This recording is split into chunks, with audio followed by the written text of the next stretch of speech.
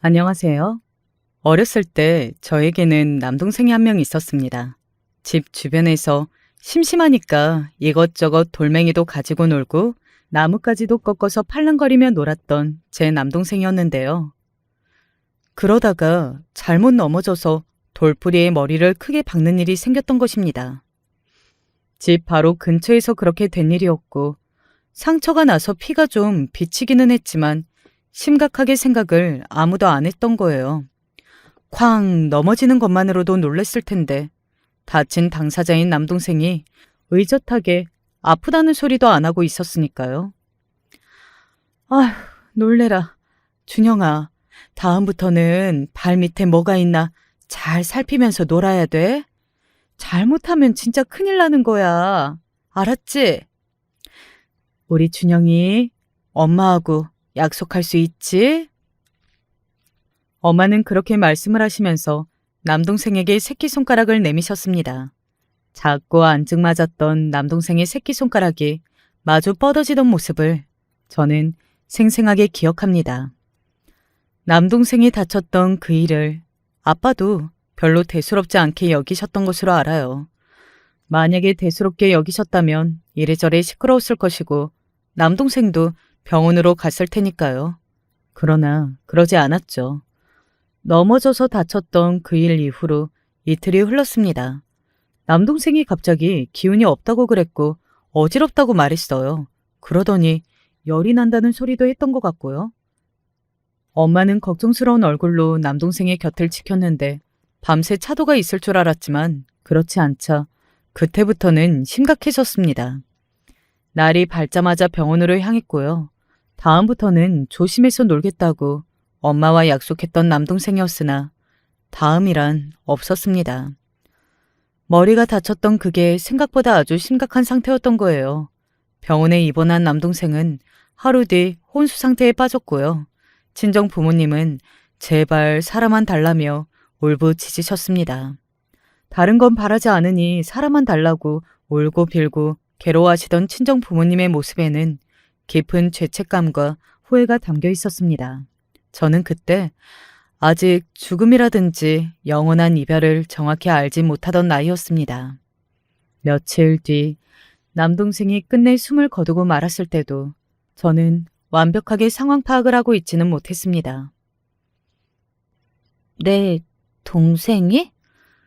준영이가 하늘나라로 떠났다니? 준영이한테 새로운 놀이를 알려주기로 약속했었는데 준영이가 꼭 기대하겠다고 했으니까 죽은 게 아닐 거야.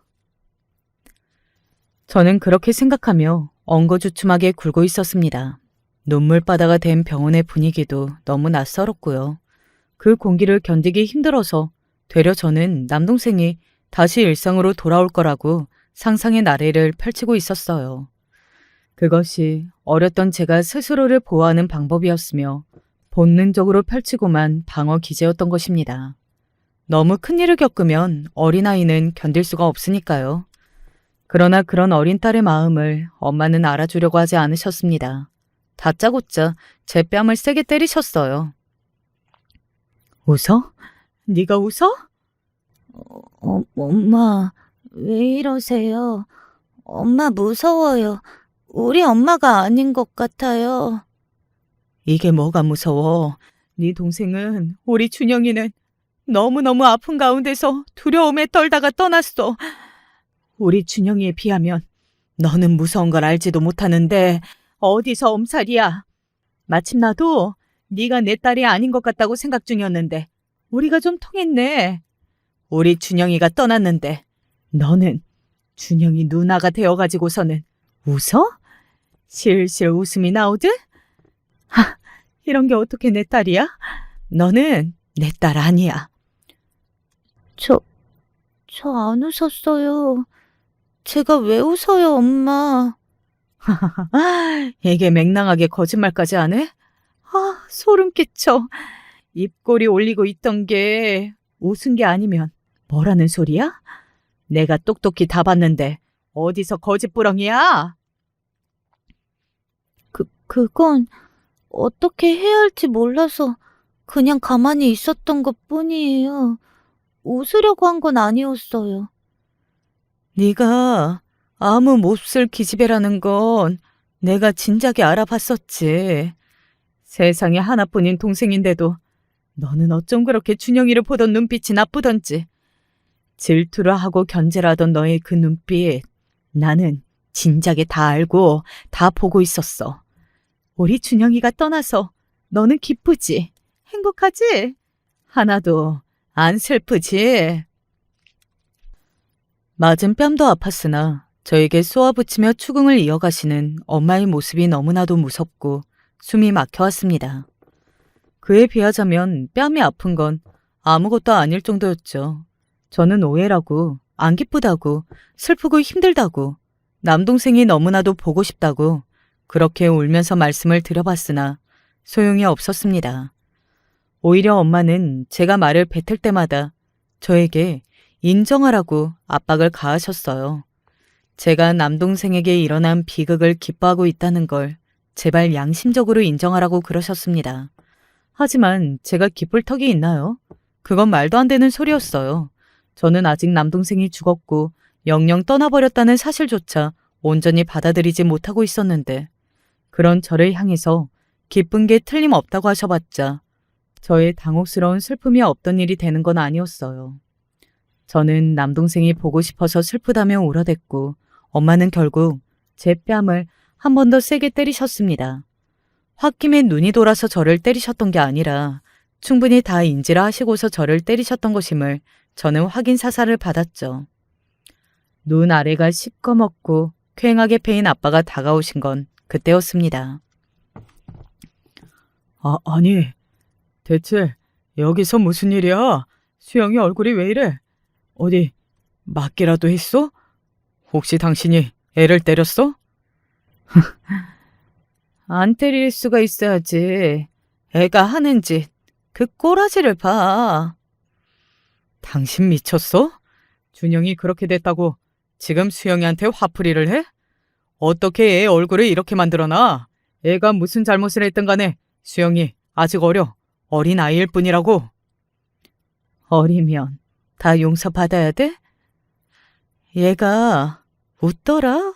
자기 동생이 죽었는데 웃음이 나온대. 기쁘대. 동생이 사라져서. 행복했대. 당신은 이거 용납이 돼? 나는 안 되는데? 뭐라고? 어떻게 그런 소리를. 아니야, 뭔가 오해가 있겠지. 수영이가 그런 소리를 왜 하겠어? 당신이 오해를 한 걸 거야. 무슨 놈의 오해? 당신도 알잖아. 수영이 얘가 그동안 얼마나 자기 동생을 못마땅하게 보면서 질투를 하고 원망을 해왔는지. 자기 동생만 안 태어났어도 혼자 관심과 사랑을 독차지하면서 살 수 있었을 거라고 생각하면서 준영이의 존재 자체를 싫어했던 애잖아. 혹시 그동안 당신은 몰랐나 봐? 자기 딸이 이렇듯 악마 같다는 걸. 당신 지금 너무 지쳐서 그래. 너무 흥분해서 뭘 잘못 보고 있는 걸 거야. 수영이는 그런 애가 아니야.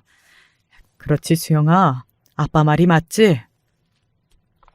아빠의 거칠어진 피부나 퀭하게 푹 꺼진 눈매 같은 것들이 저는 무섭게 보였던 것 같아요. 그리고 그것보다 더 무서웠던 것은 저를 향한 엄마의 눈빛이었습니다. 증오 섞인 강요, 압박이 가득한 눈빛이었죠. 대답 잘하라는 의미인 것을 저는 알아차렸어요. 그 눈빛을 본 저는 두려움에 온몸이 떨렸고 저도 모르게 이런 대답을 뱉고 말았습니다. 준영이가 없어져서 기뻐서 그래서 웃었어요. 그래서 엄마한테 혼났어요. 뭐라고? 수영아, 정말이야? 네가 정말로 그랬어? 깜짝 놀라신 아빠의 다급한 물음에 저는 멈칫했으나 조금 전보다 더욱 매섭게 빛나는 눈빛이 저를 향해 있던 것을 알아차리고서 제 대답을 철회하지는 않기로 했습니다. 조용히 고개만 끄덕일 뿐이었죠.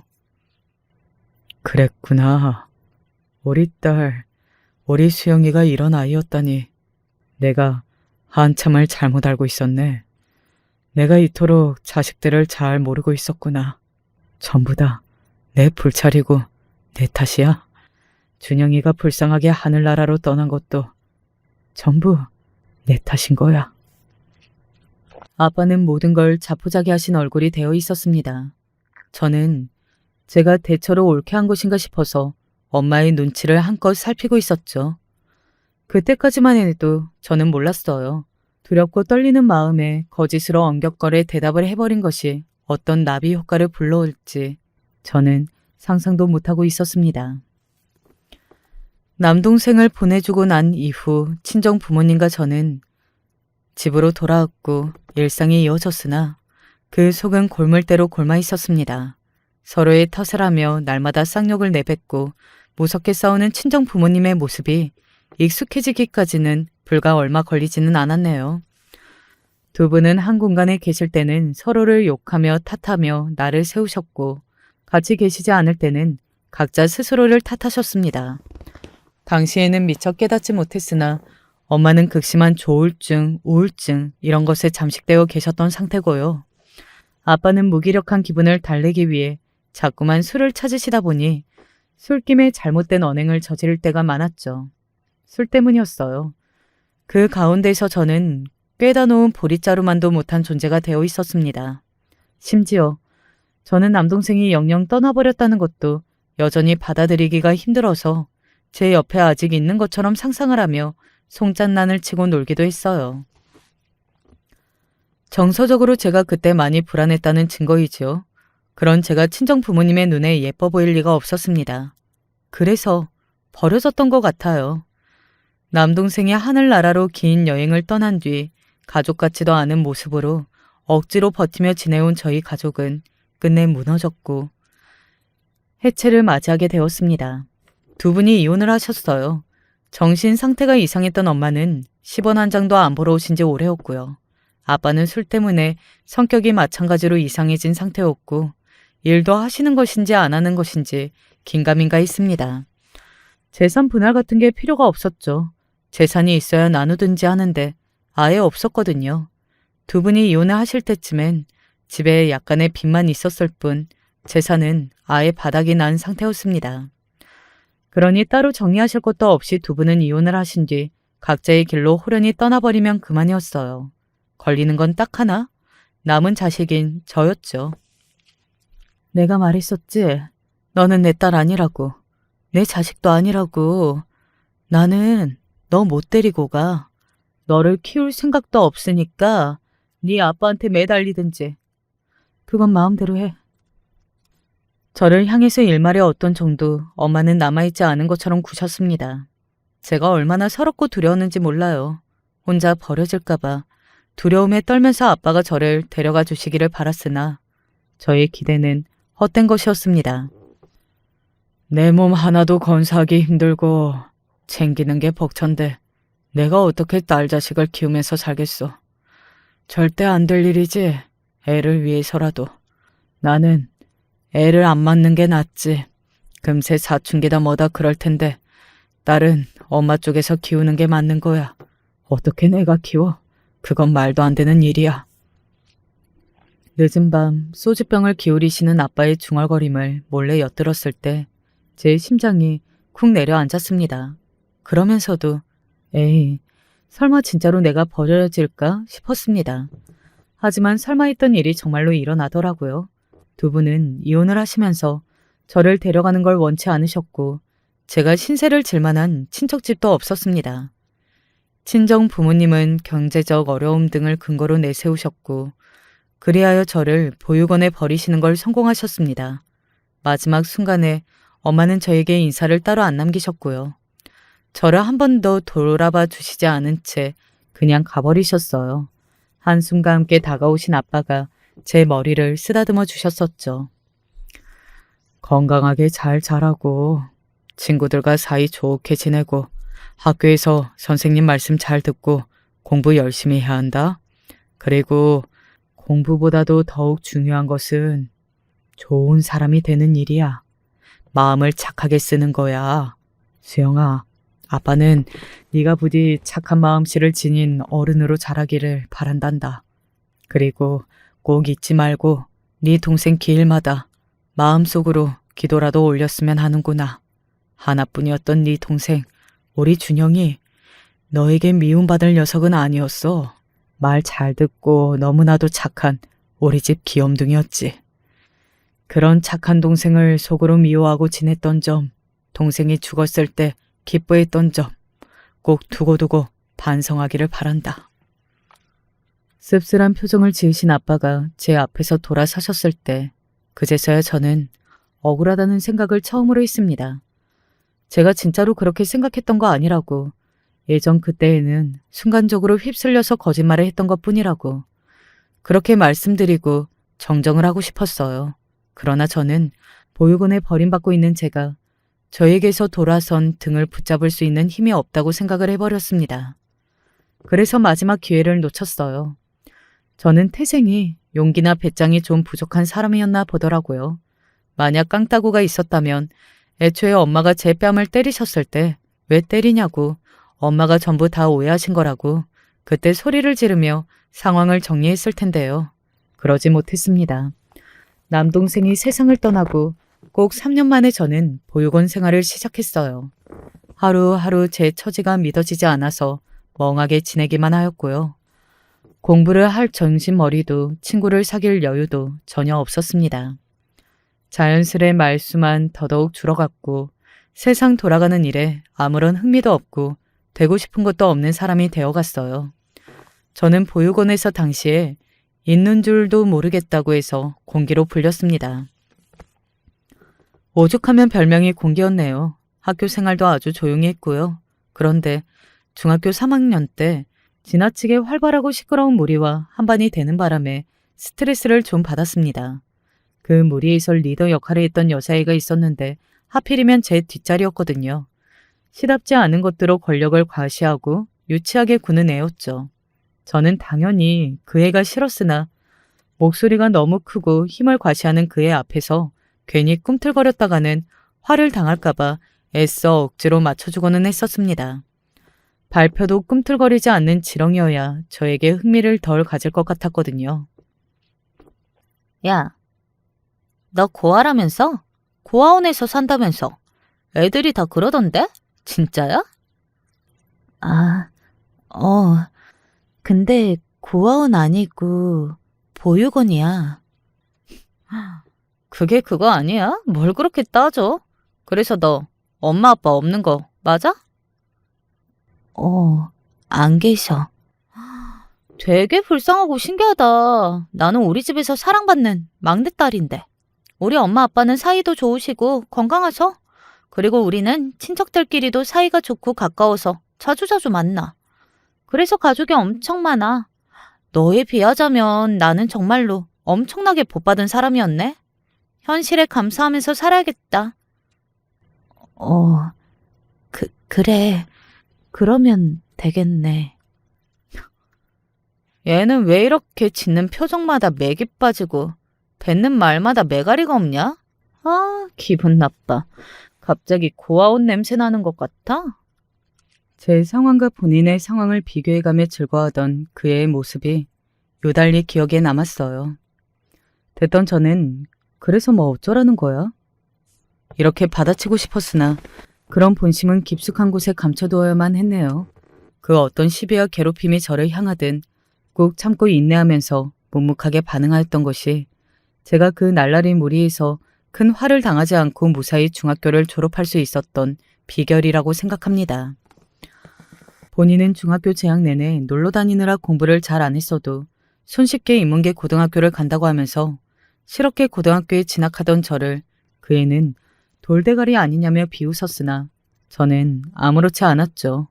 그렇게 마지막까지 묵묵하게 굴며 마무리를 했을 때까지만 해도 저는 그 인연이 설마 나중으로 이어질 줄은 상상도 못했답니다. 고등학교 시절은 시간이 지날수록 제 안에서 스멀스멀 피어오르게 된 엄마에 대한 증오, 아빠에 대한 원망, 그리고 아직 어떻게 떠나보내야 할지 모르겠는 남동생에 대한 여러 가지 생각을 하면서 우울하게 보냈던 것 같아요. 고등학교를 졸업했더니 보육원에서 이만 나가달라고 하더군요. 아주 적은 지원금 그것만 달랑 들고서 바깥 생활을 시작했습니다. 참고로 대학은 안 갔어요.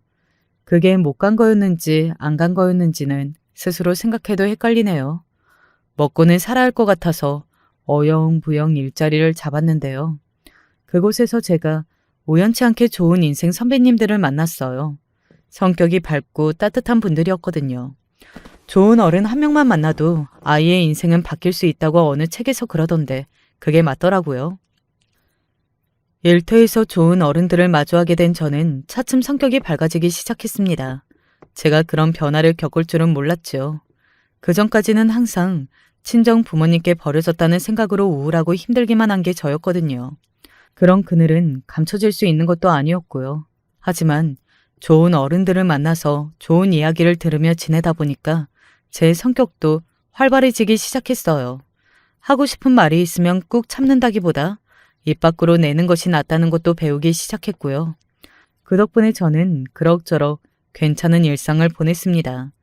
연애를 해보라는 권유도 많았으나 그건 구미가 당기지 않아서 계속 뒤로 미뤘는데요.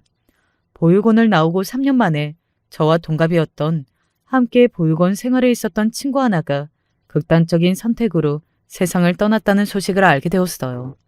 우울하고 힘들고 세상이 차갑고 자기 편은 하나도 없다는 심경 고백을 짧게 유서로 남긴 채 세상을 떠났습니다. 친했던 것도 아닌데 미친 듯이 눈물이 나더라고요. 일주일 정도 많이 힘들어하다가 털고 일어났을 때는 큰 결심을 마친 후였습니다. 제 인생이 어디까지 이어질지 모르겠으나 포기하지 않고 멋지게 욕심을 부려가며 이어가보겠다고 말입니다. 그때부터가 제 눈빛이 달라졌어요. 거울 속에 저를 들여다보면 하루하루 다르게 눈빛에 힘이 들어가 있는 변화를 알 수 있었죠. 당찬 각오로 연애도 해봤고요. 연애를 하고 나니까 자연스레 결혼에 대한 생각도 품게 되었습니다. 보육원에서 갓 튀어나와 일자리를 잡았던 20살 병아리 시절의 저를 알고 있던 어떤 언니가 오랜만에 연락이 와서 만나보았다가 이야기가 번졌고 어쩌다 보니 그 언니의 지인인 남자를 소개받게 되었어요. 세상이 모든 것을 경계하듯이 의심 가득한 눈초리를 하고 있었던 네가 시간이 지나면서 달라지는 게 보이는 게 정말 신기했던 것 같아. 그래서 그때 우리 모두 한마음 한뜻으로 전부 너한테 잘해줬던 거야. 그때부터 항상 네가 신경이 쓰였고 잘 되었으면 좋겠다고 생각을 하고 있었는데 서로 일하는 곳이 달라진 후에도 네가 혼자 잘해내고 잘 사는 걸 알게 되니까 얼마나 뿌듯하던지. 내가 지인들하고 모임이 있으면 꼭 네 자랑을 나도 모르게 했었거든. 그러다 보니 어느새 너를 궁금해하고 만나보고 싶어하는 사람도 생겼더라. 제가 어떤 여자인지 궁금해했다는 그 언니의 지인이 바로 지금의 제 남편입니다. 운명은 막는다고 해서 막아지는 게 아니라고 하더니 만날 사람은 어떻게든 만나게 되어 있나 보더라고요. 설마 이런 식으로 결혼할 짝을 만나게 될 거라고는 저도 남편도 생각을 못했었는데 말이죠. 처음 만났을 때부터 서로가 끌렸어요. 친정 부모님의 그런 모습, 서로를 향해 날이 선 비난, 자식을 내팽개치고 각자 떠나버리는 무책임한 결말까지. 다 봐왔던 저는 제가 과연 결혼 생활을 잘 해낼 수 있을지, 좋은 부모의 역할을 해낼 수 있을지 자신이 없는 것은 사실이었습니다. 그러나 남편이 너무 편하고 좋았어요. 제 배경을 낱낱이 공개했는데 그걸 다 듣고 다 알고도 저를 품어준 남편의 품이 너무나도 따스했습니다. 저에게 진심을 담아 남편이 청혼했을 때 저는 그 순간 세상을 다 가진 것만 같은 기분이 들었을 정도예요. 남편은 저보다 6살 연상이었고 충분히 당장 결혼해도 될 나이였습니다. 그래서 더 시간을 끌 것도 없이 시댁으로 인사를 드리러 갔었죠. 그리고 저는 시부모님으로부터 거절도 아니고 거부를 당했어요. 아이고야, 설마 했는데 정말로 두 사람이 결혼한다고 할 줄이야. 아, 내가 진심으로 미안한데 아가씨, 우리 집안 큰놈 말고 다른 사람을 만나두면 안 되려나? 어?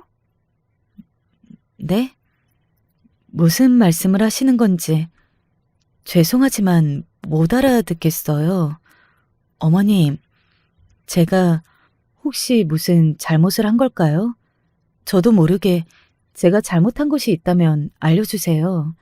갑자기 어머님이 왜 이러시는지 이해가 안 가요. 저번에 배웠을 때도 그 이전에 배웠을 때도 저한테 너무나도 잘 대해주셨잖아요.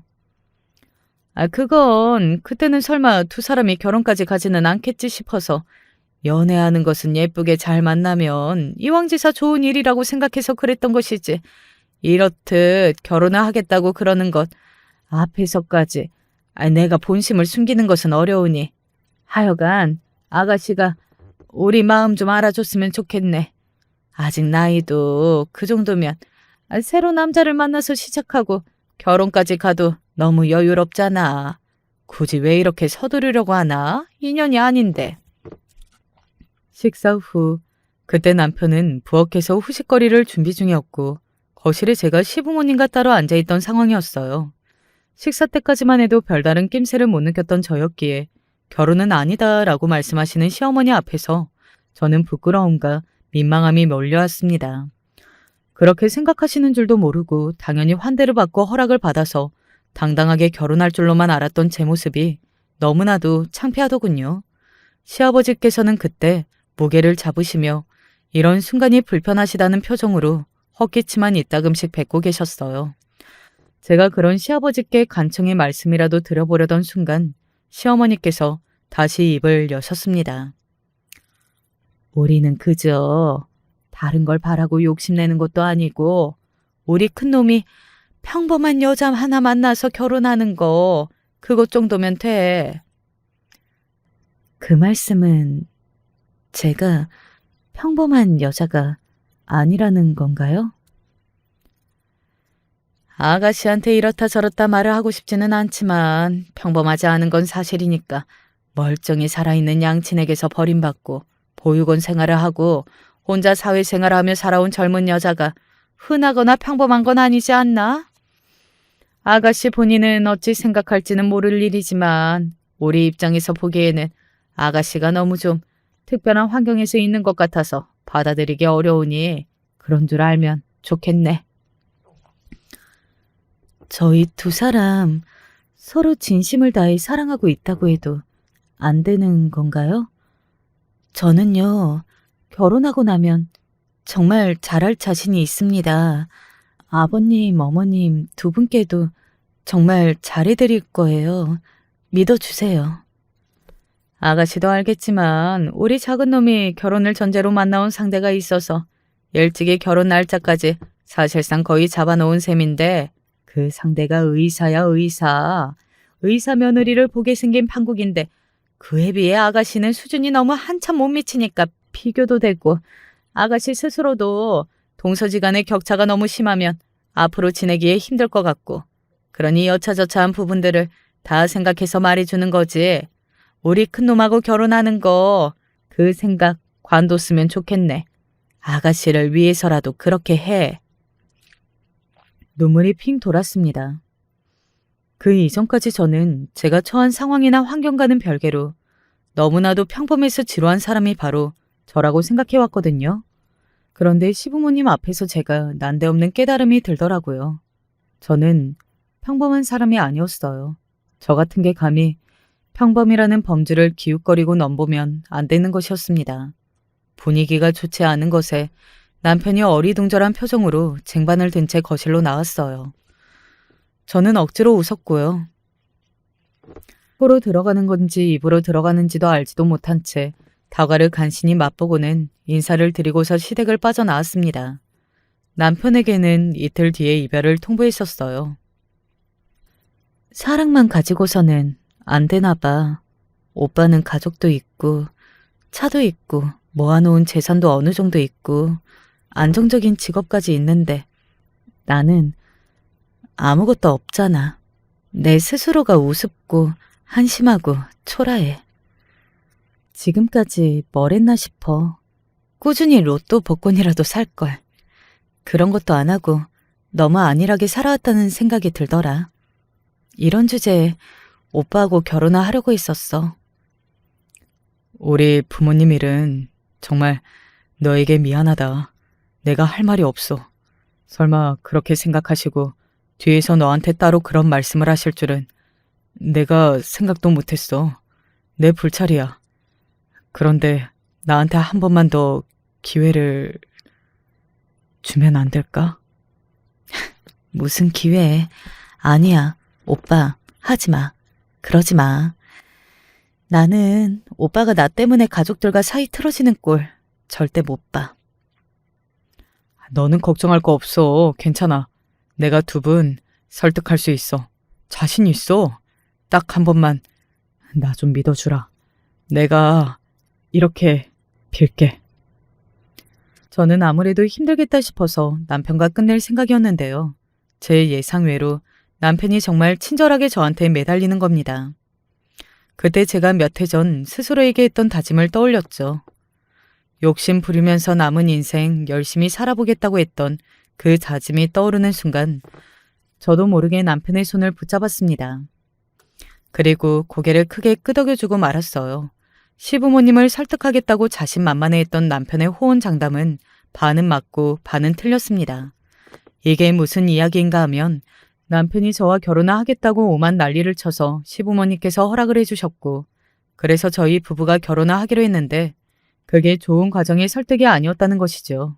저와 결혼한 이후 남편은 시부모님과 대면대면한 사이가 되고 말았어요. 시부모님께서는 남편을 무척 괘씸해하셨고 남편은 그런 시부모님께 서운함과 화를 동시에 느끼고 있었어요. 큰 놈의 우격다짐 때문에 하는 수 없이 장가를 보낸 이후 나는 왜 이렇게 자식 이기는 부모 없다는 소리가 듣기 싫은지 아들놈 다 키워봤자 소용없다고 결국에는 여자에 미쳐서 부모 가슴에 대 못 받는다고 이런 이야기들을 또 귀에 쏙쏙 들어오네. 아이고 두야 아이고 내 팔자야. 자식 단속을 제대로 못한 내 잘못이지 누구를 탓하랴. 작은 놈이라도 멀쩡한 짝을 만났으니 그나마 다행이다. 그나마 이게 위안이야. 그 사이에서 고군분투하는 저만 눈치가 보여서 죽을 맛이었습니다. 신혼집 빌라가 시댁의 옆 동네에서 거리가 가까운 편이었거든요. 그래서 저는 무거운 발걸음을 하고서도 일부러 시댁에 종종 들러서 집안 청소라도 해드리려고 하였습니다. 우는 얼굴에 침 못 뱉는다고 하는데 저의 이런 노력을 매일 보시면 어느 순간 마음이 풀릴 것 같아서요. 저라는 이런 며느리와 정반대에 있었던 것이 작은 며느리인 동서였습니다. 고졸이신 건 진작에 알았는데 고등학교마저도 실업계 나오셨던 거예요? 어디 뭐 유명한 실업계도 아니고 공부 못하는 애들만 간다는 그런 실업계 고등학교를요? 꼴통 집합소였겠네요? 대학 안 나오시는 게 당연한 것 같아요. 저와는 너무나도 다른 세계분이시다. 시어머니께서는 저를 못마땅해 하셨고 한숨을 크게 내쉬거나 혼잣말을 하시는 척하면서 저 들으라고 한탄을 늘어놓으시다거나 그러셨으나 대놓고 저에게 직설적인 악담을 퍼붓지는 않으셨어요.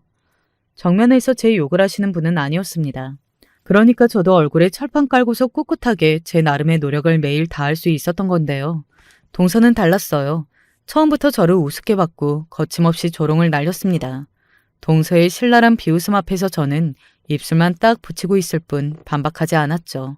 아니 못했다고 보는 게 솔직히 더 맞았을 거예요. 제가 동서와 다른 세계의 사람인 건 분명했으니까요.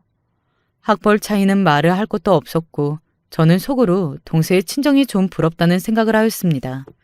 저에게는 없는 친정을 가지고 있는 게 부러웠고 일가 친척들이 교류가 잦다고 그렇게 말을 할 수 있는 동서의 위치가 제 위치였으면 좋겠다는 마음이 저절로 들었어요. 저도 그렇게 친정 부모님 아래에서 여러 친척들을 만나가며 살 수 있다면 얼마나 좋을까 싶더군요. 부러움의 씁쓸한 눈빛을 내비치고만 저를 동서도 당연히 알았겠죠. 저만 보면 자꾸만 유난히 자기 친정에 대한 이모저모를 떠드는 게 제가 듣고 부러워서 배 아프라는 의도로 보였습니다. 어쩌다 보니까 시동생과 동서는 결혼식 날짜가 미뤄져서 늦게 식을 올렸어요. 진작에 신혼집에서 생활은 하고 있었고 혼인신고도 다 마쳤는데 식만 늦게 올린 경우였죠. 결혼식을 앞두고 있었을 때도 동서는 이런 이야기를 가장 많이 했습니다. 결혼식 때도 저는 외가 친가 친척들만 합쳐도 숫자가 어마어마해서요. 거의 수백 단위예요. 아무런 가족도 없이 사회생활하면서 만난 지인들이 전부인지라 이런 저 때문에 저희 부부의 결혼식은 굉장히 규모가 아담했었죠. 동서는 본인 때문에 결혼식의 규모가 엄청나졌다고 하면서 그 소리를 엄청 많이 떠들어댔습니다. 개업 생각을 하고 있어서 이것 때문에 바쁘다고 하더니 시댁에 와서 자기 자랑을 떠들 시간은 많은가 보다 싶었네요. 하지만 동서가 있으면 시어머니께서 흐뭇한 얼굴로 자리에 앉아 계시니 저는 그 덕분에 슬쩍 끼어들어서 한자리에 앉아 있을 수 있었으므로 그것만으로도 감지덕지였습니다. 형님은 그날 바쁘시면 안 와도 돼요. 아주버님만 오셔도 되죠. 뭐 안 그래요, 어머니? 네? 동서, 제가 어떻게 결혼식에 빠지겠어요. 저 안 바빠요. 왜요? 주말 아침마다 아르바이트 한다고 그거 시작하셨잖아요. 그건 맞는데요. 그래도 당연히 빠지고 결혼식 가야죠. 안 그러셔도 되는데 한 푼이라도 더 버셔야죠. 어색하게 웃으면서 아니에요 라고 마무리를 지었으나 제 가슴은 뻐근하게 당겨오고 있었습니다. 한 푼이라도 더 벌라고 하면서 웃음을 꾹 참던 동생의 모습이 제 가슴을 아프게 찔러오고 있었죠. 의대에 나와서 의사라는 머리 좋은 사람이 왜 이렇게 심보는 못되게 쓰는가 싶어서 너무 속상하기도 했습니다. 어디에 한두 번이어야지 매번 저를 볼 때마다 비아냥대니까 동서가 너무 원망스럽더라고요. 그리고 저는 얼마 뒤 시동생과 동생의 결혼식에서 그 부족한 인성 수준의 근거를 찾을 수 있었습니다. 너 박수영 맞지? 오랜만이네? 못 알아볼 뻔했다. 중학교 3학년 때 저한테 많은 스트레스를 주었던 노는 무리에서 리더격이었던 걔요. 놀랍게도 결혼식장에서 딱 마주쳤어요. 알고 보니 걔가 동서하고 사촌지간이었더라고요.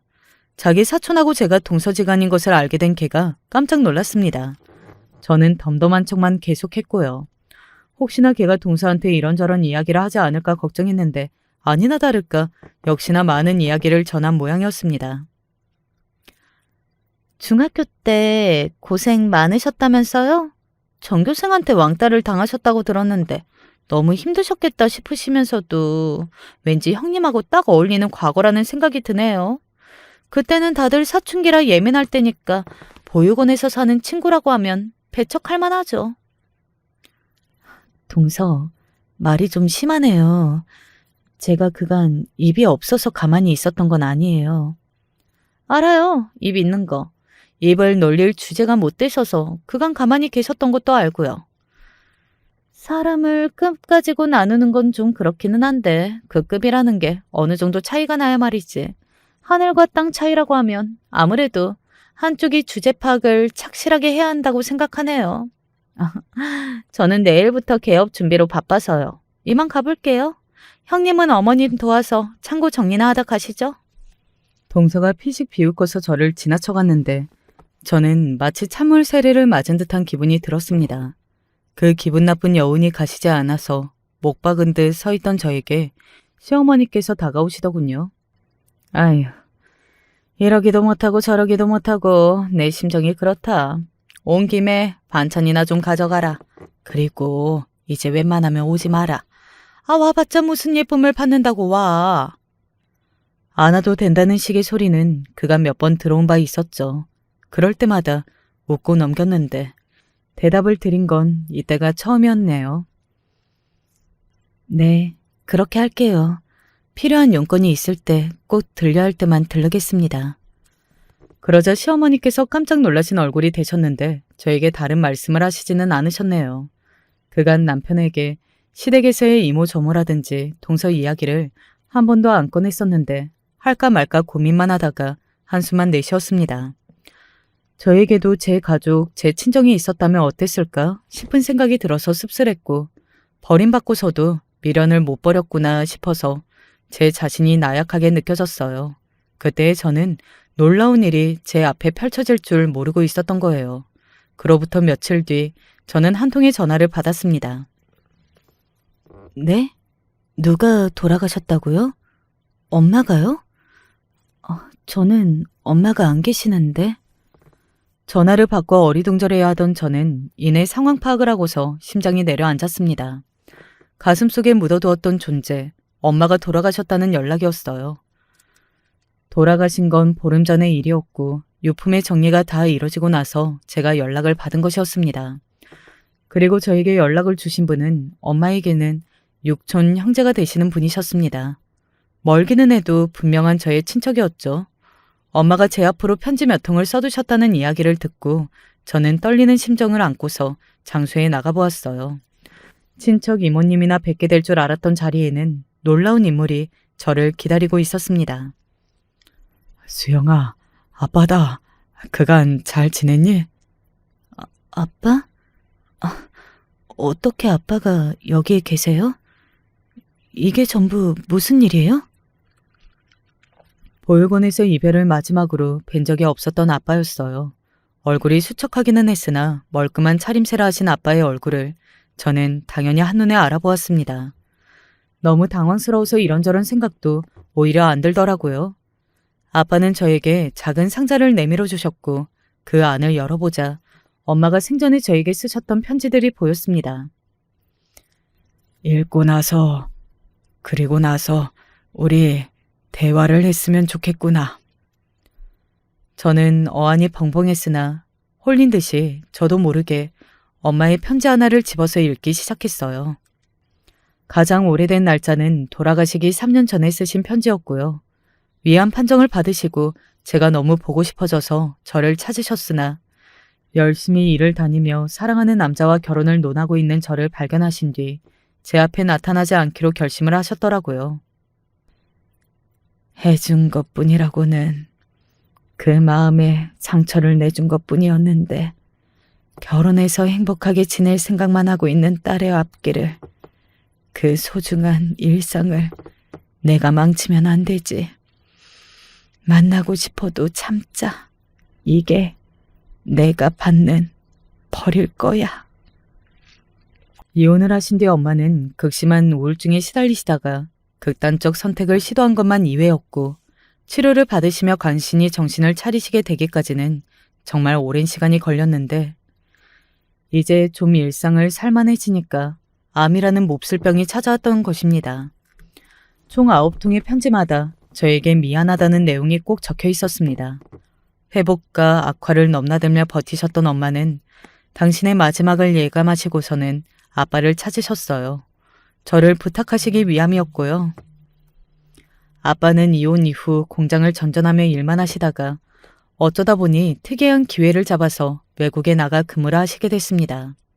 아무 때나 술을 마시는 게 어려운 나라였기 때문에 아빠는 그 덕에 술을 끊고 정신을 차리게 되었고요. 그간 죄책감과 무력감에 빠져 허송세월을 보내고 말았다는 것이 너무 후회가 되셨던 아빠는 닥치는 대로 성공이라는 지표를 향해 달리기 시작하셨습니다. 무작정 사업을 시작하셨고 정보들을 많이 모아서 주식이며 부동산 쪽으로 투자도 꾸준히 하셨어요. 잡념이 끼어들 틈도 주지 않으시고 무작정 일, 돈, 두 가지만 좇으며 사셨습니다. 성공한 자산가 반열에 오르셨지만 공허하고 외롭다는 생각을 하시던 바로 그때 엄마가 당신을 애틋하게 찾는다는 걸 아셨던 거예요. 외국과 한국을 오가며 지내고 계셨기 때문에 타이밍이 조금 어긋났습니다. 아빠가 병원을 찾으셨을 때는 이미 엄마가 돌아가신 이후였던 거예요. 장례식장의 영정사진으로 뵙게 되었죠. 그리고 엄마의 유언을 생전에 다 들어놓으셨던 친척 이모님이 전해주신 말씀을 다 듣고 깜짝 놀라실 수밖에 없었습니다. 내가 미쳤었지? 나는 왜 네가 준영이의 죽음을 기뻐했다고 생각했을까? 그걸 절석같이 믿으면서 내심 너를 조금은 내 안에서 미워했던 적도 있었단다.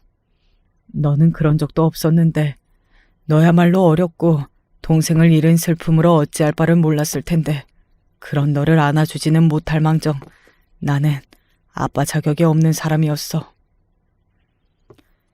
뒤늦게 오해를 하셨다는 걸 깨닫고 제 생각으로 괴로우셨다고 합니다.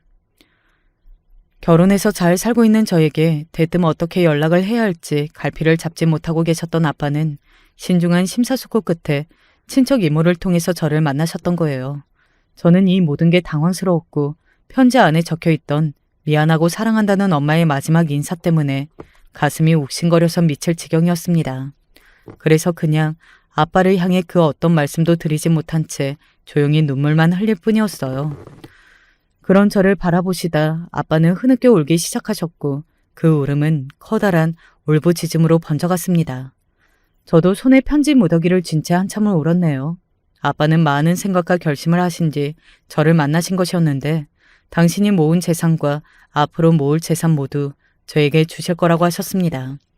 이게 꿈인가 싶어서 말문이 막힌 저에게 아빠는 당신 소유의 건물 2채도 알려주셨는데요. 한 곳의 위치, 빌딩 이름을 듣고서 제가 갑자기 정신이 확 들었습니다. 그게 정말로 아빠 건물이라고요? 거긴 제 동서되는 사람이 이번에 새로 병원을 개업하는 곳인데요? 병원이라고? 아, 그래. 아, 맞아. 2층에 새로 병원이 문을 열기로 했지. 아빠의 대답을 듣고 나니까 더욱 확실했죠. 제가 갑자기 눈빛이 돌변해서 건물에 관심을 갖자 아빠는 제 결혼 생활 이야기를 궁금해 하셨습니다. 그날 저녁 남편을 포함한 셋이서 식사 자리를 가지고 긴 대화를 나누었습니다. 탄식과 한숨이 가장 많이 오갔던 것 같네요. 그래도 마지막 매듭은 아빠가 남편을 향해서 고맙다고 눈물을 지으시는 것, 그리고 남편이 아빠를 향해서 앞으로 사위 노릇 잘하겠다고 인사를 드린 것이어서 너무 다행이었고 감동이었습니다. 며칠간 제가 꿈을 꾼 건가 싶어서 계속 몽롱했어요. 그럴 때마다 서랍을 열어서 엄마가 제 앞으로 남기신 편지들을 읽어보았죠. 그러다 보니 어느새 동서의 병원 개원 날짜가 성큼 다가와 있었습니다. 하도 신명나게 떠들었던 날짜인지라 귀에 인이 박혀 있었어요. 저는 결심을 굳혔고 당일이 되자 늘 그렇듯 입는 옷 스타일 그대로 입고서 동서가 문을 연 병원으로 향했습니다. 설마 도착하자마자 동서를 바로 볼 줄은 몰랐는데 딱 앞에 있더라고요. 게다가 동서와 웃고 떠들고 있던 여자는 바로 제 중학교 동창이었습니다. 노는 무리에서 리더였던 걔요. 이렇게 보니까 둘이 저급한 인성뿐만 아니라 얼굴 분위기도 닮은 것 같다는 생각이 들어서 제가 피식 웃었습니다. 그 소리에 저를 돌아본 동서가 당황하더군요. 형님. 뭐예요? 설마 제가 개원했다고 찾아오신 건가요? 어머, 동서 여기에 있었네요. 옆에는 전혀 반갑지 않은 얼굴까지 달고서. 제가 웃으면서 말하자 두 사람이 동시에 제가 왜 저래? 하는 표정으로 당황해서 서로 눈빛 교환들을 하더군요. 그러더니 동서가 고개를 흔들었습니다. 아, 가세요, 가. 병원 오픈할 때는 형님이 오시는 건 노땡큐라서요. 사양 좀 할게요. 왜요? 한 사람이라도 축하 인사 한마디 더 해주면 그게 좋은 거 아니에요? 개원 날짜를 동서가 하도 떠들고 돌아서 그게 꼭 와달라는 소리로 들렸는데요. 누가 형님더러 와달랬나요? 오픈부터 격 떨어지고 급 떨어지니까 좀 가시라고요. 뭐든지 시작이 중요한 거 모르세요? 시작할 때 재수 안 붙으면 저는 정말 곤란해요. 종 오고 싶으시면 한 다음 주쯤에 다시 오세요. 동서가 짜증스럽게 팔을 휘저었던 바로 그때였어요. 제 옆으로 아빠가 다가오셨습니다. 오늘이 오픈인가 봅니다. 병원이 잘 되었으면 좋겠네요. 그래야 저도 마음이 편하죠. 어머나, 건물주 사장님. 네, 맞아요. 오늘 개원하는 날이고요. 너무 좋은 자리에서 이렇게 시작을 하게 돼서 마음이 기쁘고 안심이 됩니다. 건물주 사장님 딱 뵙고서 시작을 하는 거니까 예감도 좋네요. 네. 동서가 갑자기 낯빛을 바꿔서 명랑하게 인사를 하더군요. 표정부터가 싹 바뀌는 게 완전히 다른 사람 같았어요. 대단하다 싶어서 헛웃음이 나왔고 그런 저의 어깨를 아빠가 다독여 주셨습니다. 그제야 두 사람이 어라? 하는 기색들이 되더군요. 제가 동서를 향해서 전에 없이 환하게 웃어주었네요. 예감이 좋다니까 다행이네요. 환자가 없어서 팔이 날리면 보기 좀 그런데 잘 됐으면 좋겠어요. 우리 아빠 건물이고 나아가서는 제 소유가 될 건물이기도 하니까요. 아빠라니요? 네? 아빠? 아빠 건물? 형님은 보육원 출신이잖아요. 고아인데 어떡해? 내가 보육원 출신이라고만 했지 부모님 안 계시다는 이야기는 한 적이 없어. 어머님, 아버님도 그렇게 똑바로 알고 계시는데 너는 왜 이상하게 알고 있었을까? 네 대가리 수준이 의심스럽다. 여기 이분이 내 아빠야. 이 건물 주인이신 건 설명 안 해도 알지? 거침없는 제 발언이 끝나기가 무섭게 동서의 얼굴에 열이 오르더군요. 목 부근을 보니까 아예 시뻘건색이 되어 있었어요. 그 옆에선 인성이 나쁜 제 중학교 동창은 입이 쩍 벌어져서 저러다가 턱이 빠지지는 않을까 걱정스러운 모습이 되어 있었고요. 앞으로 지켜볼 겁니다. 본의 아니게 제 쪽에서 사사건건 트집을 잡게 될 수도 있으니 주의하시면 되겠네요. 아빠의 조용한 목소리가 호랑이의 포효라도 되는 것 마냥 동서가 화들짝 놀라서 몸을 떨더군요. 저는 미소를 남겨준 채 아빠와 함께 돌아섰습니다. 속이 후련하기보다는 그냥 이러길 잘했다는 생각이 들더군요. 그날 시부모님께서도 제 친정 부모님 이야기를 다 말씀드렸고요. 이틀 뒤에는 아빠와 함께 자리를 가지기도 했습니다. 아유, 저희 집은 원래도 장남이었어요. 무조건 큰놈이 최고였죠. 옛말에 형보다 나은 아우 없다고 하잖아요. 그래서 그런지 항상 저희 집은 장남이 앞섰고 결혼도 최고로 착하고 성격 좋은 며느리 데리고 와서 누구보다 잘했죠. 시어머니께서 열변을 토하시며 남편 자랑과 제 칭찬을 이어가셨고요. 시아버지께서는 덜덜 떨리는 손으로 자꾸만 아빠를 향해 약주를 먼저 권하시며 시종일관 어찌할 바를 몰랐습니다. 두 분의 그런 모습에 저희 부부는 어딘가 씁쓸한 미소가 지어졌네요. 동서는 일부러 그런 작전을 꾸민 것인지 화장기 하나가 없이 옷도 아주 수수하게 입은 채로 저를 찾아와서는 다짜고짜 허리를 숙였습니다. 제가 그동안 주제 파악도 못하고 길고 짧은 걸 직접 대볼 생각도 못하고서 너무 오만방자하고 무식하게 굴었어요. 죄송합니다. 제 잘못이고 무례였던 점 전부 인정하고 사과드려요. 너무 깔끔하게 사과 인사를 해버리니까 되려 떨떠름하더군요. 심지어 제 중학교 동창, 걔도 저한테 따로 사과를 했어요. 철이 없었던 시절에 저지른 실수이며 본인이 IQ가 2살이라서 저에게 바보같이 굴었다나 뭐라나. 그 사과에 기가 막혔으나 비굴할 정도로 저에게 숙이는 모습에 그냥 알겠다고 말을 해주었습니다. 그게 다였네요. 동서가 그때 이후로 저한테 무례하게 군 적은 단 한 번도 없었고요. 몸에 있던 악기라도 빠져나간 것처럼 인상도 온화해져서는 말도 조용조용하게 한답니다. 안녕하세요. 오늘은 저도 제게 소중한 사람의 이야기를 같이 나누고 전하고 싶어 청취자가 아닌 사연자로 용기를 내보았습니다. 제겐 20살 터울의 언니가 있었습니다. 저희 어머니께선 40이 넘은 나이에 저를 낳았으니 저는 사실상 집에서 금지옥엽으로 길러진 아이나 다름없었죠. 특히 저희 언니는 저랑 20살 가까이 차이가 나는 터라 제게 거의 엄마였어요. 엄마는 식당 일로 바쁘셨고 아빠는 버스회사 청소일로 쉬는 틈이 없었으니 제 밥을 챙겨주고 학교 준비물들을 준비해주고 학부모 상담을 가주는 건 모두 언니였습니다. 언니는 화장품 회사에서 일을 했는데 야근을 하고 돌아와도 꼭 제가 좋아하는 고구마 마탕이나 소시지 야채볶음 같은 반찬들로 밥상을 차려주곤 했어요.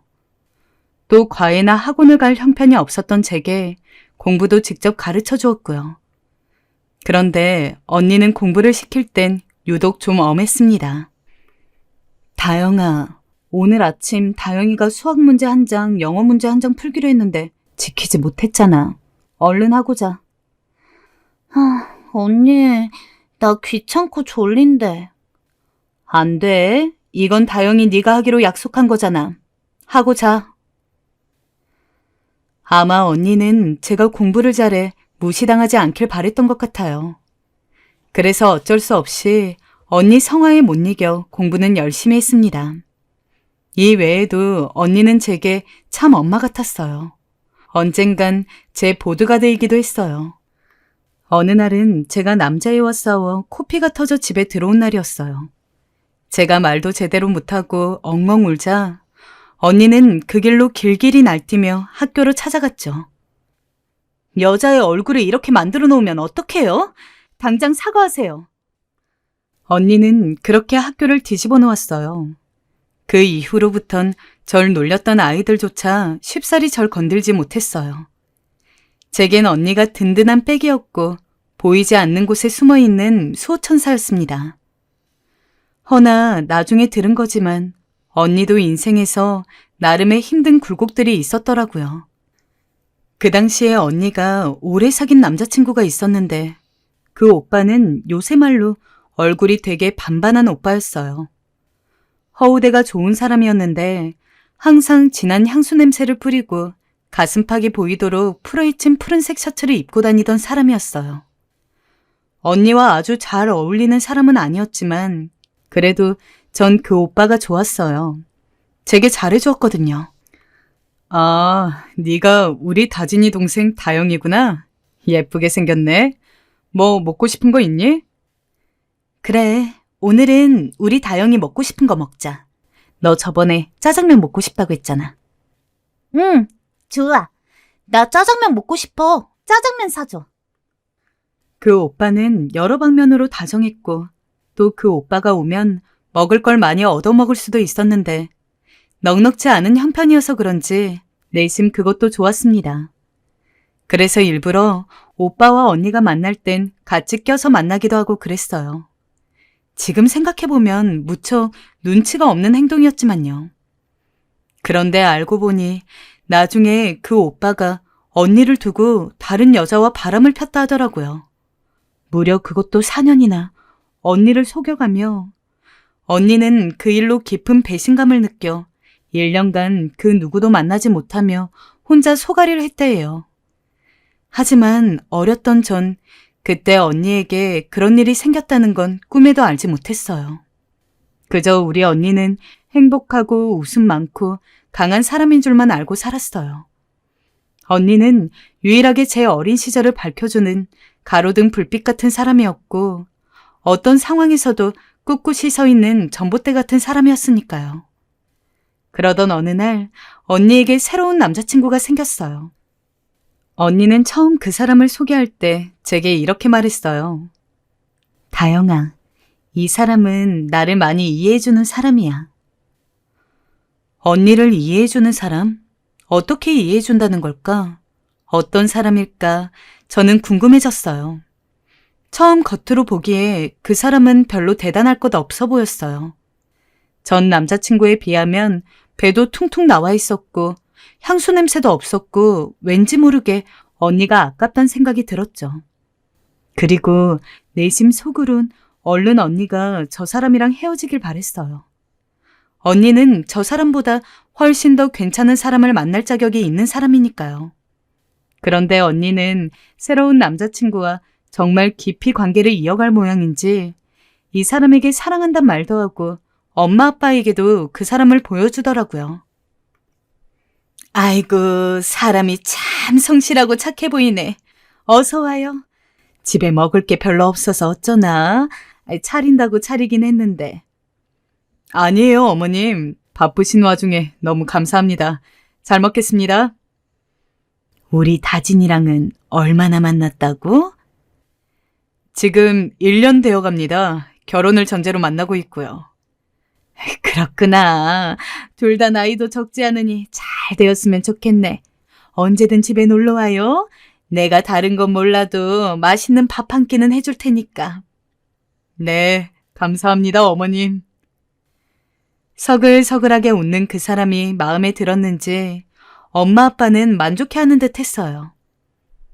다영아, 이번에 데려온 다진이 남자친구, 너 보기에도 정말로 괜찮지 않니?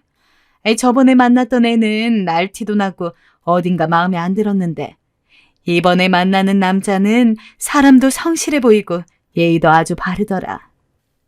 엄마, 얼마나 봤다고 그런 말을 해? 아직 한 번밖에 안 만나봤잖아.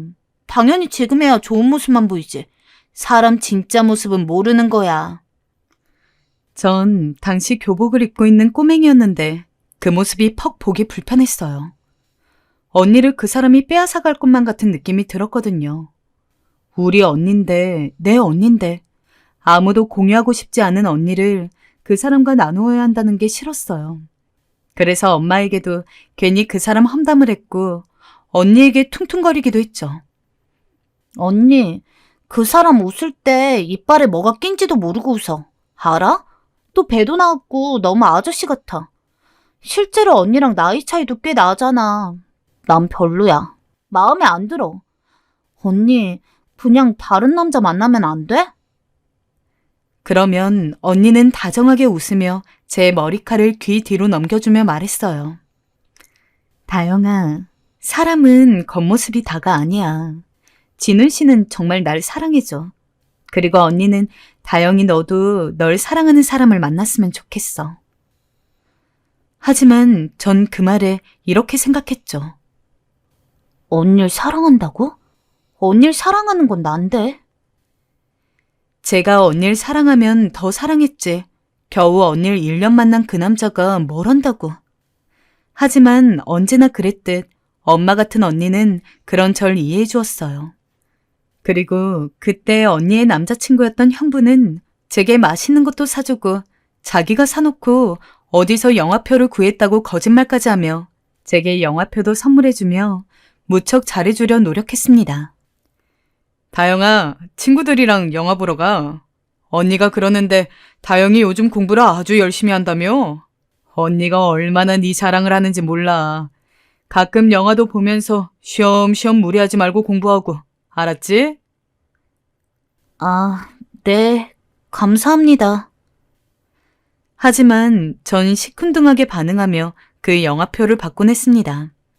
그 이후에도 철이 없던 저는 고등학교에 입학하여 대학이니 뭐니 수능 입시에 치여 살았지만 언니가 그 남자와 헤어지길 바랬죠.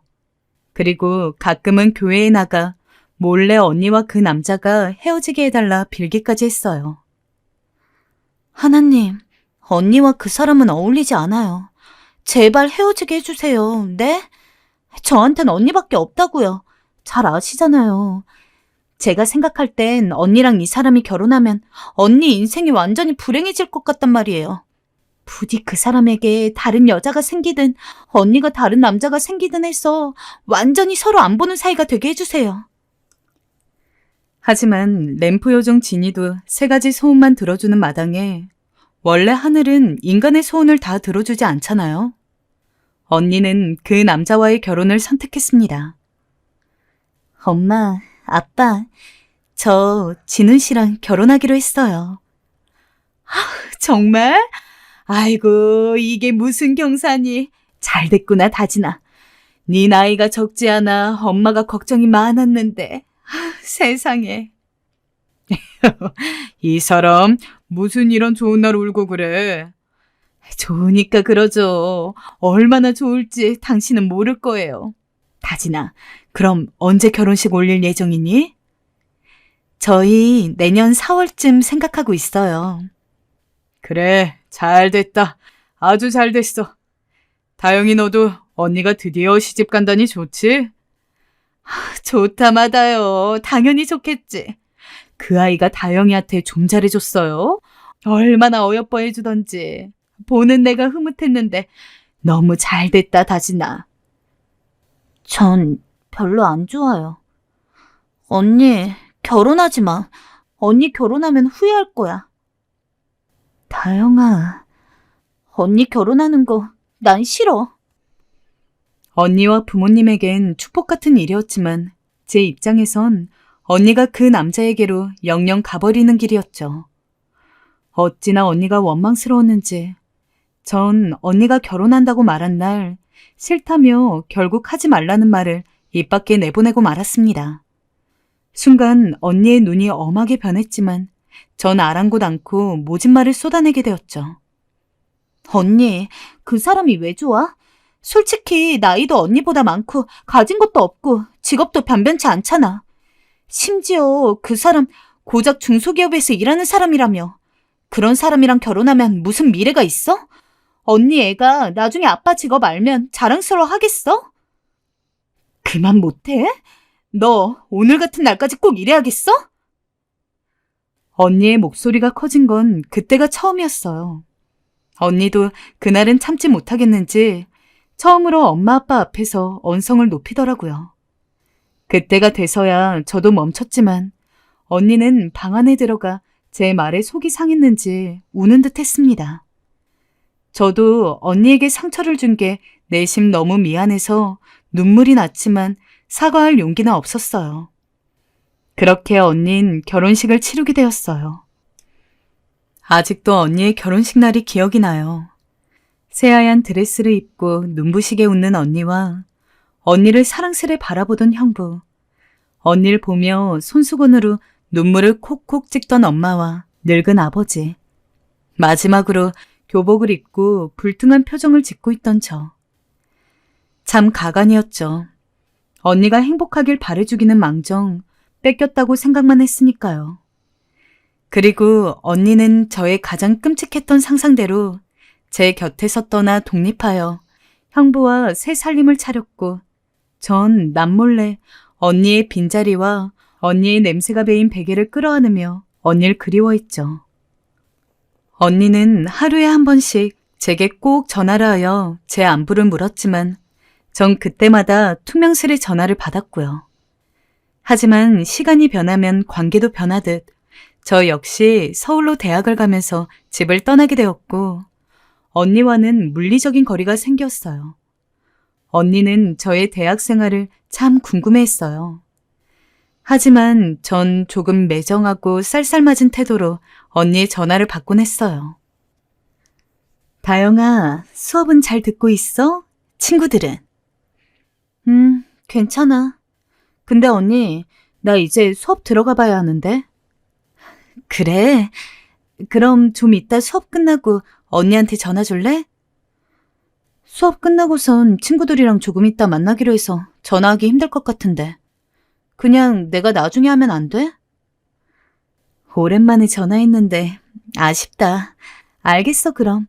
다영아, 항상 몸 건강하고 공부 열심히 하고 무슨 일 있으면 언니한테 언제든지 연락해.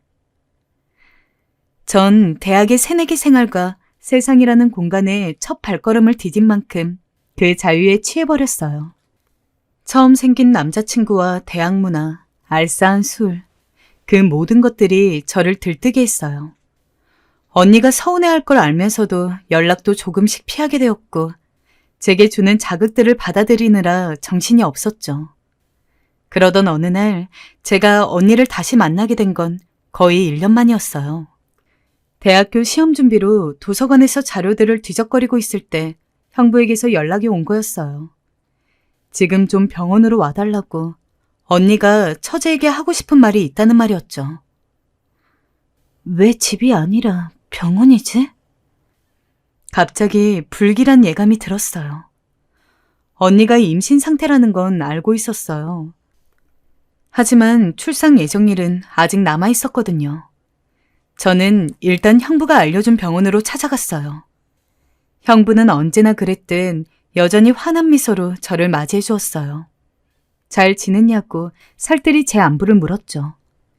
하지만 어딘가 형부의 얼굴엔 그늘이 져 있었어요.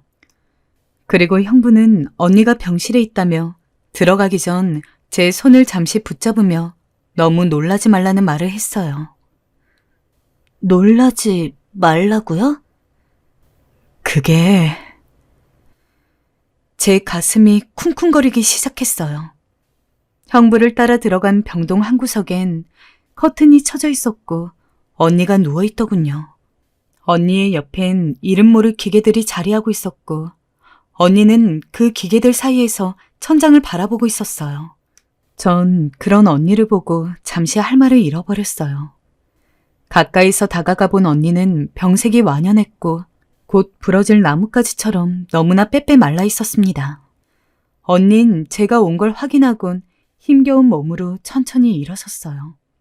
그리고 허연 입술로 방긋 웃으며 말을 이었습니다. 우리 다영이 왔구나. 언니가 왜 이런 차림으로 있어?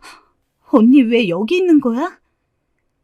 다영아, 언니가 다영이한테 해줄 얘기가 있어. 언니는 제게 그간의 일을 차근차근 설명해 주었어요. 도저히 울지 않고 들을 수는 없는 이야기를요. 언니는 6개월 전 시한부 선고를 받았다 했어요. 병명은 간암이었어요.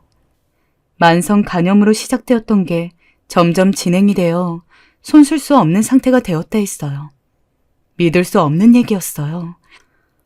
언니가 그저 건강하고 행복하게 살고 있었다고만 생각했는데 아이를 낳을 생각에 행복한 미래만 그리고 있을 줄 알았는데 생각해보니 바쁘다는 핑계로 언니의 전화를 피했던 때가 언니가 시한부 선고를 받았을 때였어요. 언니는 제게 말하고 싶었던 거예요.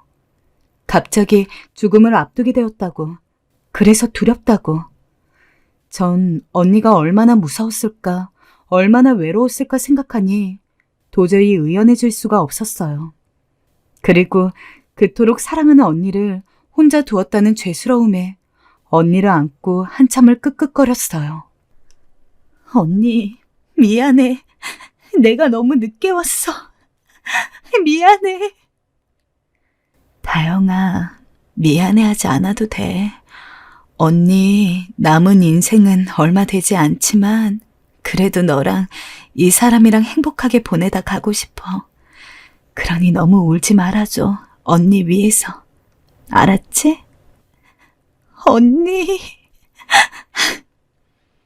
근데 우리 다영이 결혼하는 것만큼 내가 꼭 보고 가려 했는데 못 봐서 어쩌나.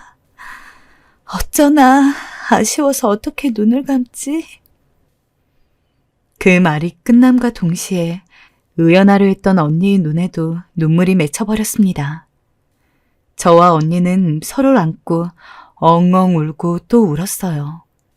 언니는 그 와중에도 절 토닥이며 괜찮다는 말을 반복했습니다. 나중에 이 사실을 알게 된 엄마와 아빠도 통곡을 하셨습니다. 허나 언니는 망가져가는 몸으로 고통스러워하면서도 죽어가는 마지막까지 저를 걱정했어요. 엄마, 아빠, 여보, 우리 다영이 잘 챙겨주세요. 알았죠? 우리 다영이 아직 어리니까 꼭 내모까지 부탁해요.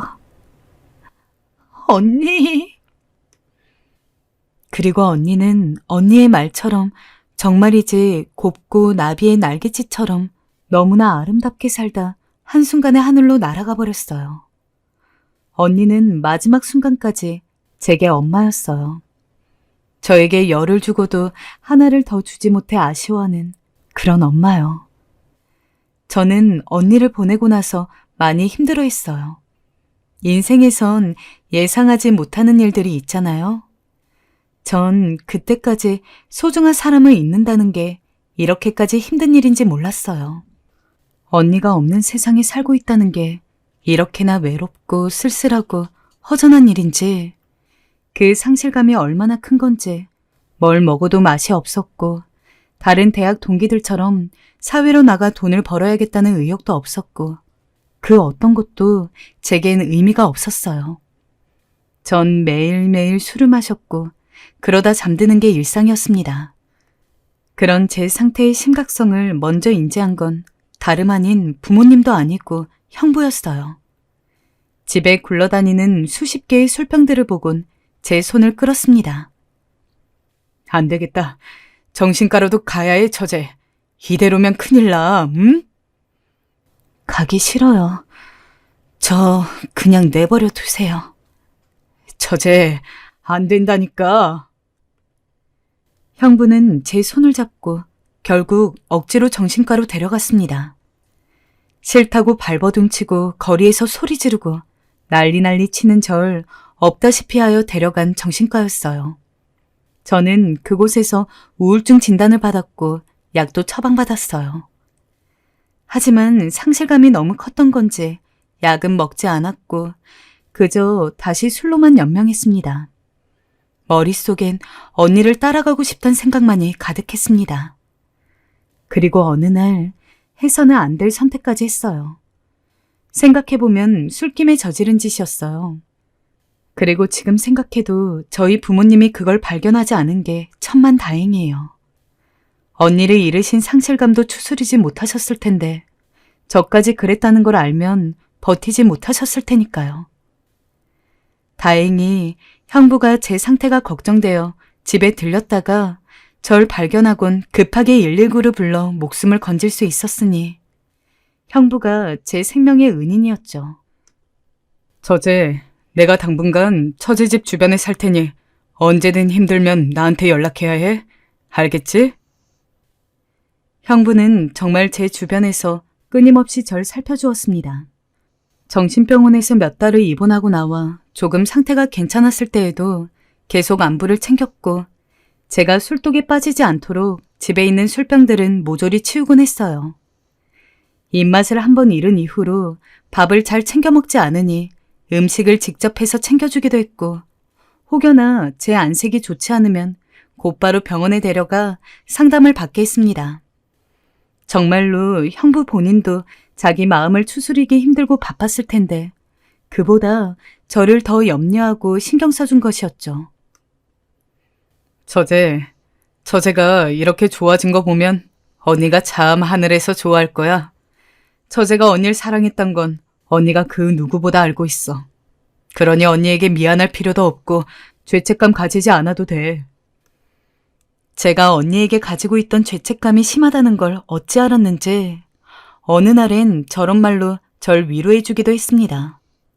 얼마나 눈물이 나던지 형부의 그 말 한마디로 마음의 짐이 내려간 듯 했습니다. 그렇게 마음의 병이 정말 나은 건 형부 덕분이었어요. 저를 깊게 공감해주고 가까운 곳에 살았던 사람이 형부였던지라 형부는 자주 저를 만나주었고 저와 언니를 보러 많이 가주었어요. 저는 그렇게 형부에게 많이 의지했고 언니가 그리울 때면 형부에게 전화를 해 언니 얘기를 하면서 조금씩 상실의 아픔을 흘려보내기 시작했어요. 그리고 드디어 저도 대학에 다시 복학하여 다른 아이들처럼 정상적인 학교 생활을 하고 취업 준비를 할 수 있게 되었습니다. 그런데 이번엔 난관은 또 다른 곳에 있더라고요. 바로 돈이었어요. 학비를 내고 나니 돈이 없었어요. 그동안은 언니가 지원해주기도 했지만 이젠 온전히 제가 책임져야 했으니 부족할 수밖에요. 그래서 부모님께 손 벌리지 못하고 턱없이 부족한 돈으로 정말 열악한 고시원에 살고 있었어요. 고시원 시설은 너무 열악해 겨울엔 너무 추웠고 물도 제대로 나오지 않아 샤워도 잘 못했어요. 아줌마, 저 전기담요라도 쓰면 안 될까요? 너무 추워요. 안 돼, 학생. 내가 말했잖아. 그거 불나면 학생이 책임질 거야? 전기담요 절대 안 돼. 그러면 따뜻하게 해주시지. 여기가 뭐가 추워. 남 덥기만 하던데. 불만하지 말고 얼른 들어가요. 주인 아주머니는 참 냉정했고 그때마다 부모님께 돈을 빌려달라고 하고 싶은 마음이 불끈 솟아올랐지만 집안 형편이 어려운 걸 알기에 겨우 꾹 눌러 참았습니다. 그런데 형부가 나중에 그걸 알고선 왜 말하지 않았냐고 심하게 꾸중했어요. 처제, 언제 이사를 간 거야? 간다면 간다고 말을 해야지. 그 집에 갔더니 처제 없어서 얼마나 놀랐는지 알아? 죄송해요, 형부. 이거 얼마 되지 않은 돈이지만 처제 자취방 하나쯤은 구할 수 있을 거야. 일단 이걸로 방 마련하고 돈은 천천히 갚아. 알았지? 아니에요. 여기 살만해요. 정말 안 주셔도 돼요. 여자 혼자 고시원에서 사는 게 얼마나 위험한데. 이거 내가 주는 게 아니고 언니가 주는 거야. 언니가 내가 널 살펴주라 했으니까. 형부는 거절할 수 없이 그런 말을 하며 돈을 주었고 전 형부 덕분에 춥고 배고픈 고시원에서 벗어나 자취방을 하나 얻을 수 있었어요. 형부, 고마워요. 쑥스럽고 민망하여 길게 보내지 못하는 그런 문자 하나에도 형부는 그저 잘 살라며 그게 언니를 위한 거라고 답장을 해주곤 했습니다. 그러면서 간간히 용돈도 보내주었어요. 제가 행여나 거절하면 언니에게 해주고 싶은 만큼 해주는 거라며 끝내 저를 설득시키곤 했어요. 저는 형부의 그런 배려로 힘들지 않게 학교 생활을 무사히 마쳤고 취업 준비도 잘하여 턱하니 안정적인 회사에 붙었습니다. 저희는 사실 더 이상 형부도 처제 관계도 아니었지만 언니로 묶여진 인연이었어요. 그런데 그 인연은 깊어졌어요. 형부는 제게 언니 대신인 사람이었고 언니만큼 제게 잘해주는 사람이었고 형부 앞에선 언니를 마음 놓고 생각하고 그리워할 수 있는 사람이어서 좋았어요. 하지만 전 그러면서도 한편으론 형부가 다른 여자를 만나 재혼할 수도 있다는 생각을 했어요. 그리고 언니가 조금은 섭섭하겠지만 시간이 갈수록 형부가 혼자인 게 조금은 안쓰럽기도 했고요. 그런데 형부는 끝내 재혼을 하지 않았어요. 다른 여자들은 형부에게 마음을 주고 건네기도 했지만 형부는 혼자인 걸 선택했어요. 전 그런 형부를 보며 왜 정말 하늘은 우리 언니를 이렇게 빨리 데려간 걸까? 조금만 늦게일 수는 없었을까? 이 두 사람을 왜 떼어놓으신 걸까? 원망하곤 했습니다. 그렇게 저는 형부 덕분에 또 사회생활도 잘 적응해 나가기 시작했고 시간이 흘러 어느새 저도 30이 되었어요. 제가 30이 되자 형부는 제게 좋은 남자들 주변에 없냐며 선자리를 봐줄까 묻기도 했어요. 아니에요, 형부. 뭐 인연이라면 자연스레 만나지겠죠. 아직까진 결혼 생각 없어요. 그런데 정말 말이 씨앗이 되었는지 인연이 나타나긴 하더군요. 그때까지는 그 인연이 제 인생 최악의 인연이라는 걸 몰랐지만요. 제 인연은 저희 회사에 들어온 동료였어요. 당시 저는 출판사에서 근무하고 있었는데 그 친구는 외국에서 유학도 하고 좋은 대학도 나온 소위 엘리트였어요. 거기다 허우대까지 괜찮아 여직원들 몇몇이 탐내기도 한 사람이었죠. 그런데 그 친구가 어느 날 갑자기 일에 대해 물어볼 게 있다며 주말에 만나자 제게 다가왔죠. 만나면 만날수록 그 친구는 괜찮은 사람이었어요. 다정하고 따뜻했고 무엇보다 설레었어요. 대학교 때 느꼈던 설렘과는 다른 설렘이었어요. 편안한 가운데 느끼는 설렘이었죠. 더군다나 저와 다르게 학력도 재력도 집안도 어디 하나 빠지는 것 없이 모든 게 완벽한 이 남자는 제겐 정말 복권처럼 느껴질 만큼 놓치고 싶지 않은 사람이었어요. 어찌되었든 저는 이 사람과 6개월 연애 끝에 더 판단할 것도 없다 생각하며 결혼을 결심했어요. 지금 생각해보면 인생 최대의 실수였습니다. 저는 그때까지만 해도 언니 없이 비어있던 삶에 들어온 나의 새로운 가족이자 나의 남편이 정말이지 올곧고 좋은 사람이라고만 믿고 있었습니다. 아주 철석같이요. 하지만 제가 믿었던 게 결국 한남 모래성이었다는 걸 알게 되기까진 그리 오래 걸리지 않았어요. 결혼하고 3개월쯤 되었을 때예요. 그 전부터 직장에서 받은 스트레스나 화를 저에게 풀기 시작하더라고요. 상사에게 조금만 구박을 받고 와도 그게 모두 저 때문이라는 듯 네가 아침을 안 차려줘서 어쨌다로 시작해서 잠들 때까지 절 들들 볶았어요. 당신 요즘 왜 이리 게을러? 남편 일하러 나가는데 밥도 안 차려? 미안해요. 내가 깜빡했어요. 어제 너무 늦게 자는 바람에. 아니, 당신 하는 일이라곤 고작 집에서 영어 번역하는 잡일인데 그게 힘이 들어서 남편 밥 주는 걸 깜빡해? 여보, 내가 미안하다 했잖아요. 오늘은 그만해요. 뭘 그만해. 난 당신 때문에 오늘 회사 지각해서 욕까지 얻어먹었는데 내가 얼마나 수치스러웠는지 알아? 심지어 그 새끼가 후배들 다 있는 앞에서 쪽을 줬다고. 앞으로 아침 일찍 일어나서 밥부터 차려놔. 알겠어? 내가 밖에서 아침 때우고 들어가지 않게 하라고. 한 번만 더 이러면 이혼이야. 처음엔 이 사람이 정말 많이 힘들구나. 내가 감싸줘야겠다 생각했어요. 부부 관계라는 게 원래 어려운 거니 잘 헤쳐나가보자 싶었고요. 그런데 점점 제가 감당할 수 있는 수위를 넘어서더라고요. 제가 깜빡 잊고 아침을 안 차리거나 옷을 안 다려놓으면 왜 이렇게 칠칠 맞냐, 너 이런 애였냐라는 말을 너무 쉽게 하고 나중에는 화가 나선 저랑 결혼한 걸 후회한다는 말까지 했어요.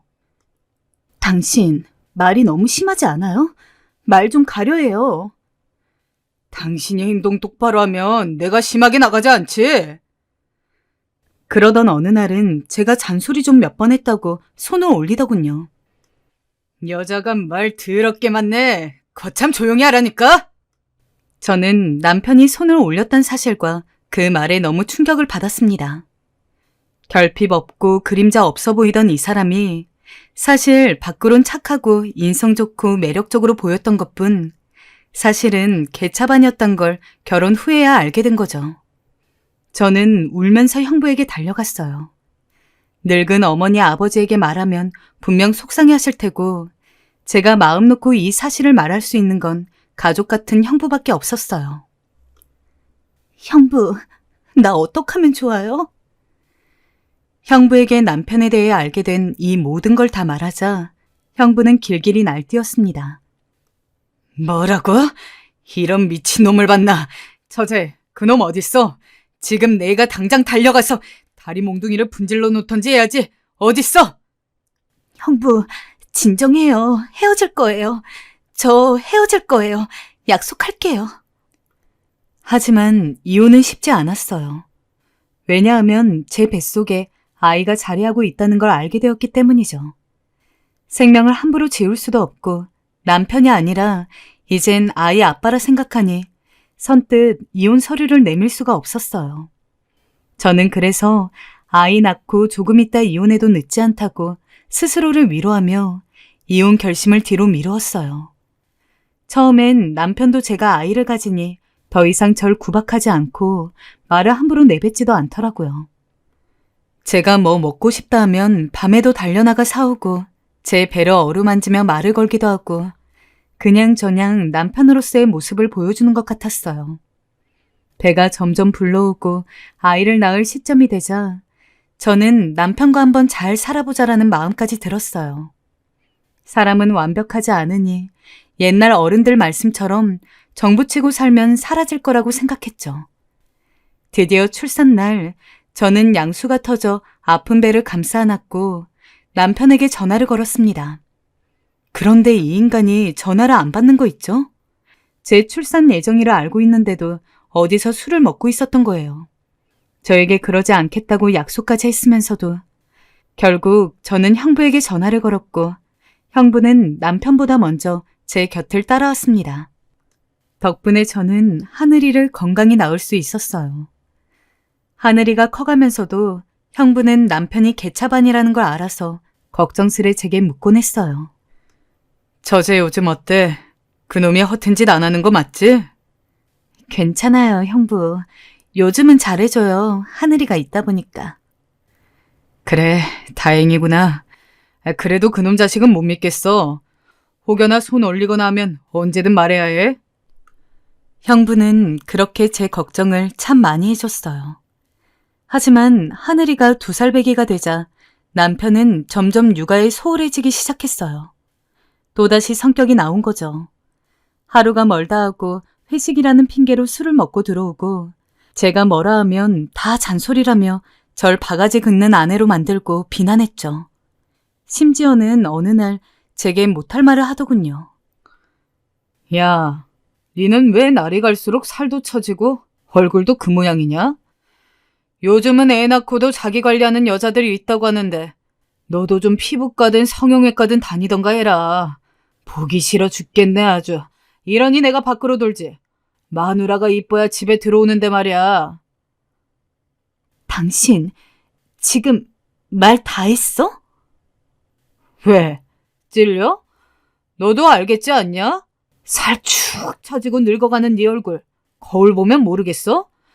적어도 남편이 있으면 애 낳아도 그 정도 관리는 해야지. 너도 나한테 늦게 들어오지 말아라 할 게 아니고 네 자신을 좀 갖고. 아유, 한심하다 한심해. 저는 독박육아로 너무 지쳐가고 있던 와중이었어요. 근데 그런 제 앞에서 잔뜩 술에 취해 저런 말을 늘어놓더라고요. 순간 너무 화가 났습니다. 내 앞에 있는 이 사람이 정말 인간이 아니고 짐승이란 생각이 들더라고요. 잠도 제대로 자지 못하고 몸과 마음이 지쳐있는 자기 여자에게 하는 말이 저런 말이라니. 저는 그때부터 하고 싶었던 말들을 다 퍼붓기 시작했어요. 당신 나한테 애 낳을 때 뭐라 했어? 육아 같이 하겠다며, 너 혼자 고생시키지 않게 하겠다며. 그런데 이게 뭐야? 맨날 술 먹고 들어오고 내가 어딜 나가야 할 땐 하늘이 봐주지도 않고. 하늘이 당신의 아니야? 남의 애야? 그리고 뭐 피부과? 성형외과? 네가 사람이니? 당신 애 낳은 여자한테 그게 할 말이야? 뭐? 이게 미쳤나? 어디서 남편한테 바락바락. 야, 원래 육아는 여자가 하는 거야. 우리 엄마도 그랬어. 아니, 대신에 내가 돈 벌잖아. 넌 집안에서 살림만 하면서 뭐가 힘들다고 이깟걸로 징징대. 그리고 우리 엄마도 너 얼굴 상했다고 뭐라 하더라. 그 정도면 말 다 한 거 아니냐? 남편에 이어 시어머니까지 그랬다 하니 화가 머리 꼭대기까지 치밀어 오르더군요. 주말이면 하늘이와 전 내팽겨치고 자기 좋아하는 골프 치러 나가고 가끔 집에 들어와 하늘이에게 술 취한 얼굴 부비는 게 다면서 전 정말 남편에게도 그런 남편과 결혼한 저에게도 화가 났습니다. 그래서 남편의 멱살을 잡았습니다. 그러자 남편도 열이 받았는지 제 머리채를 잡더라고요. 그리곤 하늘이가 보는 눈앞에서 절 망가뜨렸습니다. 정신을 잃어가는 와중에 죽은 언니가 눈앞에 보였습니다. 언니가 나타나서 이 사람 좀 어떻게 해줬으면 좋겠다 하는 생각이 들면서 언니에게 말을 걸게 되더라고요. 그러나 정신을 차렸을 때 제 눈앞에 있었던 건 언니가 아니라 형부였어요. 형부는 남편의 멱살을 잡고 있었고 남편은 형부의 기세에 눌려 찍소리도 못하고 당하고 있더라고요. 어디 손 쓸 데가 없어서 마누라를 패? 저는 혹시나 남편이 고소라도 할까 싶어 급히 형부를 말렸고 그 후 이혼을 선택하게 되었습니다. 어린 아이를 두고 이혼이라는 절차를 밟아야 한다고 하니 솔직히 고민도 되긴 했지만 생각해보면 그날 형부가 제 안부를 물을 겸 집에 들리지 않았다면 제가 어떻게 됐을지 모르겠더라고요. 그런 짐승 같은 놈이랑은 단 하루라도 살 수가 없었습니다. 하늘이를 위해서라도 그 편이 낫다 생각하여 어렵게 결심했어요. 형부, 사실 나 이혼은 했는데 솔직히 막막해요. 괜찮을까요?